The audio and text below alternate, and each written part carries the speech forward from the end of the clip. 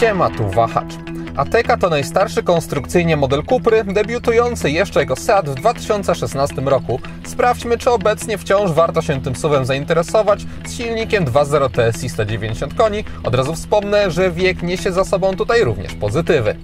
Z kolei wygląd zaliczyłbym do neutralnych kwestii związanych z Atecą, to znaczy samochód ten zdążył się już przez te wszystkie lata opatrzyć, ale moim zdaniem wciąż wygląda on naprawdę dobrze, w czym spora jest zasługa liftingu z 2020 roku, który jeszcze w barwach Seata unowocześnił chociażby kształt świateł i poprawił wygląd tego modelu. Transformacja w Cuprę pociągnęła za sobą standardowy zestaw modyfikacji, czyli pojawiły się miedziane akcenty kolorystyczne, przeprojektowane zostały zderzaki, a także doszły inne felgi. W gamie występuje kilka wzorów 19-calowych obręczy, które są standardem w testowanym modelu poza edycją limitowaną Tribe, która posiada 20. W prezentowanym, bardziej zwyczajnym egzemplarzu znalazł się wzór Aero za 1729 zł ekstra. Ateca nie jest może idealnym modelem dla osób, które szukają najbardziej efektownej Cupry, ale jeśli ktoś chce bardziej tradycyjnie zaprojektowanego SUV-a tej marki, to jest to już optymalny wybór, a też samochód wciąż moim zdaniem prezentuje się dobrze i kuprowe dodatki stylistyczne całkiem skutecznie go odmładzają. Jeszcze warto dodać, że auto to ma 438 cm długości i 184 cm szerokości. Pozytywną stroną rynkowego stażu Ateki jest jej wnętrze, to znaczy może nie pod kątem stylistycznym, bo projekt deski rozdzielczej jest prosty i chociaż wygląda ok, to nie ma co się nim zachwycać. Ważny jest jednak tutaj fakt, że dostajemy jeszcze starą szkołę w podejściu do obsługi. Skutkuje to chociażby tym, że panel klimatyzacji jest w pełni fizyczny. W innych miejscach konsoli centralnej czy tunelu środkowego też dominują fizyczne elementy sterujące, chociażby mamy pokrętło do wyboru trybów jazdy. W najnowszych modelach Cupry więcej rzeczy jest poukrywanych gdzieś w menu i różnych przełączników, więc to, co dostaje się w Atece, moim zdaniem jest lepsze pod kątem ergonomii. System inforozrywki w Atece wzorowany jest graficznie na najnowszych Cuprach, ale oprogramowanie ma trochę starsze, co nie oznacza wcale, że złe, ponieważ mamy tutaj chociażby na ekranach domowych interaktywne widgety. Jest też na dole belka ze skrótami, jej zawartością można sterować. W menu głównym, gdy się wybierze chociażby ustawienia, to dostęp do wszystkich rzeczy związanych z działaniem samochodu jest przejrzysty dzięki klasycznym listom. W innych miejscach też ten interfejs jest ok, bez żadnych udziwnień. Mamy bardzo dobrą reakcję na dotyk. Gdyby komuś nie pasowało to, co dostarcza Cupra, to może sobie połączyć również bezprzewodowo Android Auto i Apple CarPlay, więc trudno jest mi się tutaj do czegokolwiek przyczepić. Elektroniczne zegary w testowanym modelu oferują duże możliwości personalizacji, ponieważ można zmieniać to, co będzie na środku. Są wszystkie najważniejsze obszary tematyczne, komputer podróżny, nawigacja, audio czy telefon. Można także zmieniać ogólne widoki i sprawić, że te zegary będą trochę inaczej wyglądać. Chociażby jest widok sportowy, ale można też przy tym widoku minimalistycznym ustawić sobie, aby na większości była mapa. Można to zrobić korzystając z ekranu środkowego, ponieważ tam mamy dodatkową warstwę modyfikacji, ponieważ można zmieniać to, co będzie z lewej i z prawej strony, albo można to wyłączyć, no i wtedy chociażby ta mapa może być na całości, więc tutaj też zastrzeżeń nie mam. Elektroniczne zegary cechują się jedną niestandardową rzeczą, mianowicie mamy tutaj stoper pozwalający mierzyć czasy okrążeń. Pewne zastrzeżenia mam za to względem przycisków na kierownicy, ponieważ wolałbym mieć pod jednym kciukiem audio, a tutaj mamy głośność, a tutaj piosenki jeszcze niesymetrycznie po obu stronach, ale to jest właściwie jedyny zarzut. Tutaj znajduje się sterowanie elektronicznymi zegarami. Z lewej strony obsługuje się głównie aktywny tempomat. Mamy też zmianę trybów jazdy, trochę niepotrzebną moim zdaniem, biorąc pod uwagę to pokrętło, z którego wolałem korzystać. Jest także w klimatycznym miejscu umieszczony starter silnika. Za możliwości ładujące testowanego modelu z przodu dba indukcyjna mata. Szkoda, że jest ona tak pochylona, ponieważ po położeniu telefonu nawet zerknięcie na ekran, czy przyszło jakieś powiadomienie, czy coś, nie jest możliwe. Mamy dwa porty ponadto USB-C, a także złącze 12V. Z tyłu mamy kolejne dwa USB-C. Szkoda, że chociaż jednego USB-A na pokładzie zabrakło. Pilot obsługujący system dostępu bezkluczykowego ma jeszcze starszy seatowy wzór, który jest oparty o matowy plastik, moim zdaniem lepszy niż ten połyskujący front na nowym, który się mocno rysuje. Tutaj nie ma takich problemów, jest też trochę mniejszy. Ogólnie nie czuje się go w kieszeni. Biorąc zatem pod uwagę wyłącznie sposób obsługi, to Ateca jest moim zdaniem najwygodniejszym modelem Cupry, z jakim miałem styczność. Jest ona też aktualnie ciekawie wyceniona, bo producent oferuje aż do 46 700 zł rabatu. Najwyższy jest on na 300-konne odmiany, a schodząc trochę na ziemię, to na bazową odmianę z 1.5 TSI albo 2.0 TSI 190 koni rabat wynosi 33 000 zł, co wciąż jest solidną wartością i oznacza wyjściową cenę tego modelu wynoszącą 132 300 zł. Poza podstawową 1,5-litrową benzyną pod maską samochodu mogą znaleźć się tylko dwa silniki. Obecny w egzemplarzu testowym 2.0 TSI 190 koni z napędem na 4 koła albo flagowe VZ, gdzie z takiej samej pojemności generowane jest aż 300 koni. Producent nie oferuje tu żadnej formy elektryfikacji, nie ma też w ofercie diesli, zatem paleta jest skromniejsza niż w przypadku innych, nowszych modeli, ale jeśli ktoś nie potrzebuje jednostek wysokoprężnych, to w sumie rozstrzał mocy jest w Atece taki, że osoby o mocno różnych preferencjach znajdą tam coś dla siebie.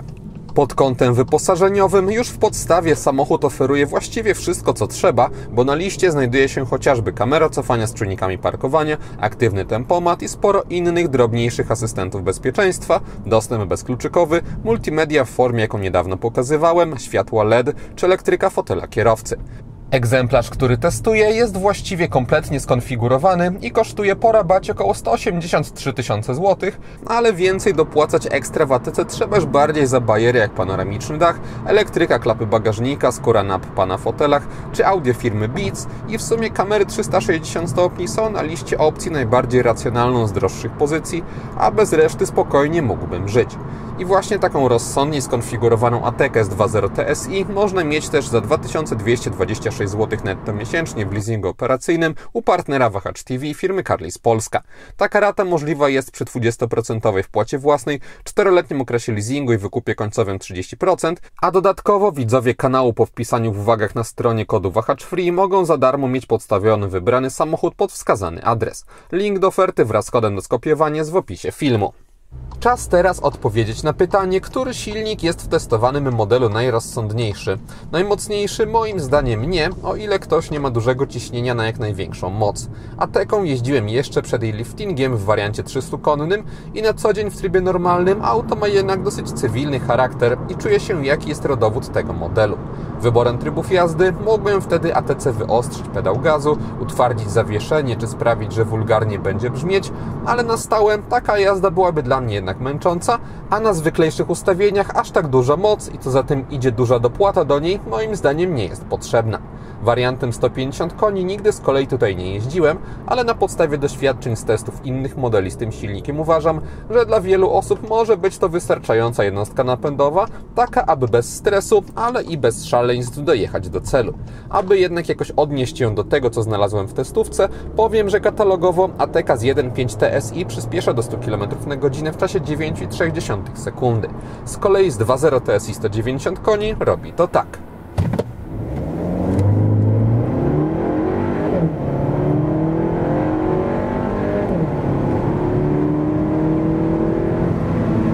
A tak od 90 do 140 km na godzinę.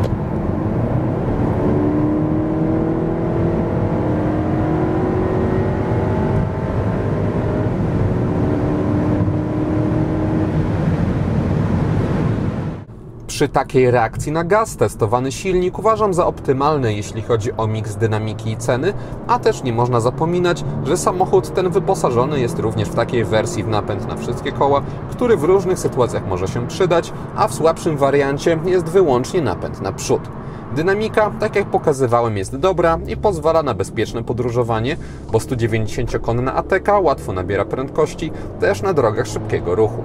2-litrowa benzyna ma dodatkowo dobrą elastyczność, bo od około 1500 obrotów zaczyna się coś już więcej dziać, a przy 2000 i wyżej jest już naprawdę ok i w punktowym przyspieszaniu czasami dałbym nawet odczuwalnie temu modelowi więcej koni niż sugeruje katalog. Czasami jednak silnik zdaje się być przytłumiony ze względu na zestrojenie skrzyni biegów, czyli 7-stopniowego automatu DSG, który lubi niskie obroty. Na szczęście jego oprogramowanie względem tego, co było w 2.0 TSI jeszcze kilka lat temu, zostało poprawione i samochód nie ma już zawahań, np. przy ruszaniu, i można bez problemów wymusić redukcję biegu, gdy np. trzeba kogoś wyprzedzić, więc pod kątem bezpieczeństwa jest ok. No ale po prostu przyjemniej by się jeździło, gdyby silnik łatwiej można było wprowadzić na obroty, chociaż w okolicach 2000 podczas lżejszego wciskania gazu i przyspieszania. Szczęśliwie jednak, dzięki dobrej elastyczności, ogólna dynamika Ateki jest moim zdaniem w porządku. Dodatkowo skrzynia pod kątem szybkości czy płynności zmiany przełożeń wypada już bez zarzutu.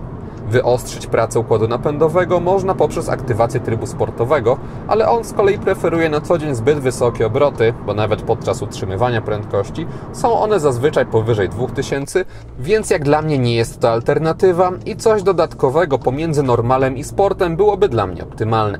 Jeżdżąc zatem na normalu, pod kątem spalania w Warszawie samochód potrzebował średnio 8,5 litra na 100 km. Na zwykłych drogach poza miastem wskazania oscylowały wokół 6,5 litra, a podczas podróży na ekspresówkach przy 120 km na godzinę komputer pokładowy pokazywał trochę ponad 7 litrów. Zagłębiając się w menu, można dostrajać zachowanie silnika, ale wybór profili w testowanym modelu nie kończył się na tym, bo można też ingerować w zachowanie układu kierowniczego i wyraźnie wpływa to na wrażenie.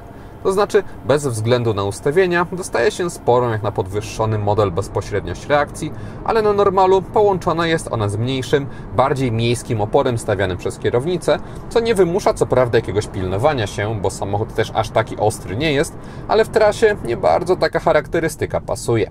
Za to na sporcie opór jest wyraźniejszy i wtedy już w sam raz do przyjemnej jazdy z wyższymi prędkościami, więc cieszę się, że łatwo można zmieniać ustawienia, bo niestety auto zawsze startuje na tych komfortowych. Za 4128 zł ekstra dostrajać można też zachowanie zawieszenia poprzez adaptacyjny moduł DCC. W tym przypadku ustawień sportowych nie preferowałem, bo Ateka robi się wtedy wyraźnie twardsza i nawet na mniejszych nierównościach sztywniej reaguje, co przy normalnej jeździe i ogólnym charakterze nie jest moim zdaniem potrzebne, bo nie daje za wiele korzyści, a czyni auto po prostu mniej wygodnym. W związku z tym ja odpalałbym sport tylko na specjalne okazje, jakbym miał na przykład fajną partię zakrętów w górach i chciał poczuć powiedzmy więcej historycznego ducha Cupry. Na co dzień jednak wolałem ustawienia komfort, gdzie nierówności są wyraźnie zmiękczane i jeździ się po prostu przyjemniej. Środkowemu trybowi normal bliżej jest do komfortu, więc jeśli bez DCC samochód zachowuje się domyślnie tak jak w trybie normal, to do tego DCC osobiście bym nie dopłacał. Dopłaty nie wymagają za to kubełkowe fotele, w standardzie nie są one jedynie wykończone skórą. Dostaje się w nich dobre wyprofilowanie z dosyć twardymi bocznymi sekcjami, za to z rozsądnie zmiękczonym siedziskiem i są one naprawdę wygodne. Trochę skóry spotkać można też na drzwiach, w których jednak mocno trzeszczą uchwyty i słychać to przy każdym otwieraniu czy zamykaniu drzwi, co wypada bardzo kiepsko w aucie za te pieniądze. Na desce rozdzielczej trzasków już nie ma, są za to dobrze wyglądające materiały, miękkie w bardziej eksponowanych miejscach. Opcjonalne znowu kamery 360 stopni oferują jakość, po której widać już wiek, ale wciąż daje ona radę, a dodatkowo obiektywy starszych kamer mają znacznie lepiej kontrolowaną perspektywę niż w najnowszych Cuprach, bo mniej rozciągają obiekty znajdujące się po bokach. Widoczność dzięki dosyć regularnym liniom nadwozia nie jest zła, czy to do przodu, czy to do tyłu. Dekoracyjne oświetlenie wewnątrz Ateki obecne jest wyżej, to znaczy na drzwiach, a także niżej w przestrzeniach na nogi oraz na tunelu środkowym. Można modyfikować intensywność świecenia górnej i dolnej strefy niezależnie, albo można sobie tylko już w przypadku drzwi sterować też kolorystyką. Jest kilka barw do wyboru. Generalnie nie ma tutaj jakichś ostrych źródeł światła tych dodatkowych, ale te, które są bardziej rozproszone i tak dodają tej kabinie, gdy jest ciemno, trochę uroku. Instrumenty pokładowe podświetlone zostały na kolor biały. Wszystkie, nie ma tutaj żadnych braków w oświetleniu. Światła z przodu Ateki mają charakterystyczny dla Seatów czy Cupr wzór, który pomimo kilku już lat obecności w różnych modelach wygląda moim zdaniem wciąż dobrze i wyraziście. Światła do jazdy dziennej czasami stają się kierunkowskazami. Wszędzie na froncie są LEDy, tak samo jest w kierunkowskazach w bocznych lusterkach. Z tyłu mamy dosyć prosty, ale też ładny kształt świateł pozycyjnych oraz dynamiczne kierunkowskazy. Całościowo testowany model wygląda może mniej efektownie po zmroku niż najnowsze Cupry, ale i tak stylowi jego oświetlenia nie można moim zdaniem nic zarzucić i pasuje ono do bryły nadwozia. Ateka nigdy nie doczekała się niestety możliwości zamontowania w niej matrycowych świateł LED i dostajemy tutaj bardziej statyczne rozwiązanie, któremu jednak trzeba oddać, że jest naprawdę dopracowane, bo światła oparte są o soczewki i dostaje się w nich dużą moc świecenia. Dodatkowo precyzja odcinania obszaru jasnego od ciemnego jest duża, więc wiele im nie można zarzucić, ale wciąż w aucie za takie pieniądze LED Matrix chociażby jako opcja powinny być. Z tyłu po ustawieniu przedniego fotela pod siebie na nogi mam jeszcze taki spory zapas wolnej przestrzeni. Obecność panoramicznego dachu nie powoduje, że moja głowa cierpi, ponieważ w naturalnym ułożeniu ląduje ona tutaj na krawędzi i jeszcze od podsufitki dzieli mnie wciąż taki bezpieczny margines. Tunel środkowy jest w Atece w dużym stopniu wystający. W centralnym punkcie tylnej kanapy znaleźć można w testowanym modelu również podłokietnik.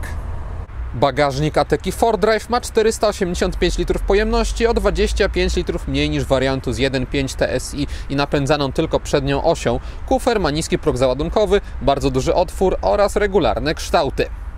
Po bokach z obu stron można znaleźć kieszenie w nadkolach. Mamy także haczyki na jakieś torby oraz dźwignie służące do łatwego składania oparć w drugim rzędzie. Pod podłogą w testowanym egzemplarzu jest koło zapasowe. Za 4002 zł ekstra na pokładzie znalazł się również hak holowniczy. Po złożeniu oparć w drugim rzędzie w testowanym modelu dostaje się podłogę z wyraźnym uskokiem. Podsumowując, Cupra Ateca to samochód, który moim zdaniem specjalnie się nie zestarzał. To znaczy, jest on mniej bajerancki od najnowszych modeli Cupry, ale w zamian dostajemy bardziej tradycyjne, a co za tym idzie rozsądne podejście do sposobu obsługi, czy nawet bryły nadwozia, ułatwiającej manewrowanie. Dokładając do tego solidny silnik i wciąż ładne nadwozie, przyozdobione dzięki pakietowi stylistycznemu Cupry, dostaje się moim zdaniem w dalszym ciągu ciekawą propozycję, która dla części osób może okazać się lepsza niż nowości tej marki. I to wszystko, co przygotowałem o Atece. Dziękuję za uwagę i mam nadzieję, że jej test się podobał. Jeśli tak było, zachęcam do dania temu filmowi łapki w górę. Będzie mi z tego powodu bardzo miło. Zainteresowanym przypominam o Carlist Polska ich ofercie, a jeśli ktoś nie ma, to zapraszam również do subskrypcji kanału, ponieważ kolejne materiały na Wahacz TV pojawią się już wkrótce. Na razie!